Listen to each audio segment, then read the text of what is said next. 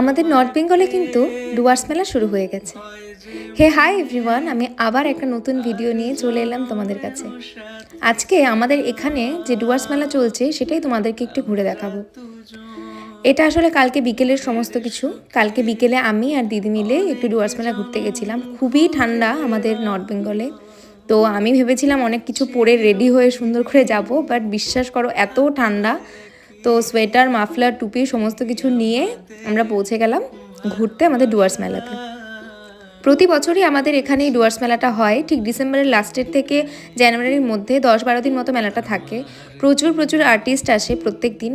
খুব সুন্দর সুন্দর গানের প্রোগ্রামের থেকে শুরু করে প্রচুর দোকান, এক্সপো, সঙ্গে প্রচুর খাওয়া দাওয়া, আর খুব মজা হয় আমাদের এই ডুয়ার্স মেলাতে। অনেক দূর দূর থেকে সমস্ত লোক আমাদের এই ডুয়ার্স মেলা ভিজিট করতে আসে।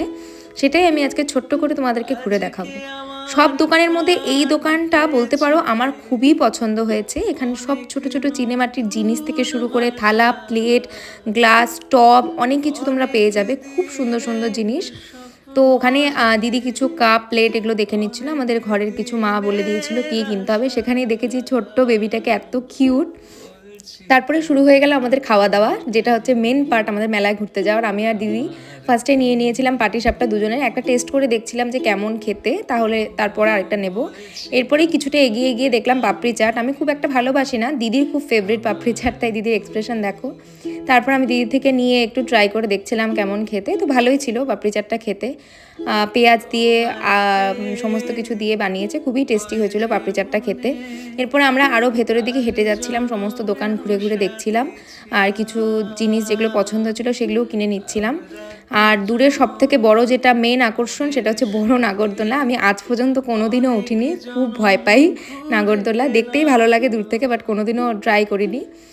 তারপরে একটা কার্পেটের দোকান দেখে দিদি দাঁড়িয়েছিল কার্পেট দেখতেই। কার্পেটটা সবার খুব পছন্দ হয়েছিল, বাট অনেক কস্টলি ছিল, তাই আর শেষে নেওয়া হয়নি। এরপরে আবার আমরা ঘুরে ফিরে সেই খাবারের দোকানে চলে এসেছি, যেটা সব থেকে ফেভারিট বিশেষ করে আমার, সেটা হচ্ছে ফিশ ফ্রাইয়ের দোকান। অনেক রকমের মাছ ছিল, তোপসে, লোটে, পমফ্লেট থেকে শুরু করে চিংড়ি, ভেটকির ফিলে, ভেটকি স্ট্রিপ থেকে শুরু করে অনেক ধরনের ফিশ ছিল। আমি তোপসে ট্রাই করেছি কালকে, তোপসে আর লোটে। তার মধ্যে তোপসের থেকে বেশি লোটেটা খুব টেস্টি ছিল। তো আমি আর দাদাভাই মিলেই মেনলি এই ফিশ ফ্রাইটা খাই। তো দাদাভাই এক্সপ্রেশন দেখো কত ভালো লাগছিল, দুজনে মিলে খাচ্ছিলাম।